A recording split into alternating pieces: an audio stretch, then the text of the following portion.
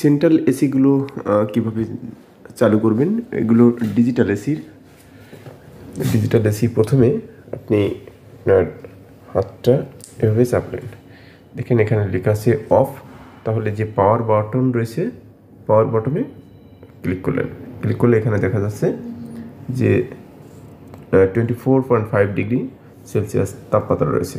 এখান থেকে সেট এই যে 27 ডিগ্রিতে দেওয়া আছে এখন। আর এটি আছে রুমের তাপমাত্রা, এটি দেখছেন, এটি রুমের তাপমাত্রা। এটি চেঞ্জ করলে তখন দেখবেন সেটি আছে যে আপনার এসির তাপমাত্রা কত, এখান থেকে আপনি চেঞ্জ করে নিতে পারবেন। আমি এখন 26.5 এখানে দিয়ে সেট করলাম। আর এটা অবশ্যই এই যে নেটওয়ার্কের যে চিহ্নের মতো দেখা যাচ্ছে, এটি অবশ্যই ফুল করে রাখবেন। ফুল না করলে তখন কিন্তু এসিটা চালু থাকবে না। তো আবার যখন অফ করবেন তখন ঠিক একই সিস্টেমে পাওয়ারটা অফ করে দিবেন। দেখেন এখন অফ, এখন কিন্তু এসি বন্ধ হয়ে স্বয়ংক্রিয়ভাবে অফ হয়েছে। এটি স্ক্রিন টাচ, খুবই সুন্দর একটি সিস্টেম।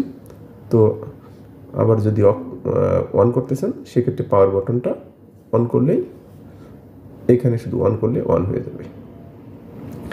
এই যেটি দেখা যাচ্ছে এটি কিন্তু রুমের তাপমাত্রা, আর এটি আছে আমার এসির যে টেম্পারেচার সেটি। তো আজ এ পর্যন্ত। ওকে, দেখেন যে সেন্ট্রাল এসি।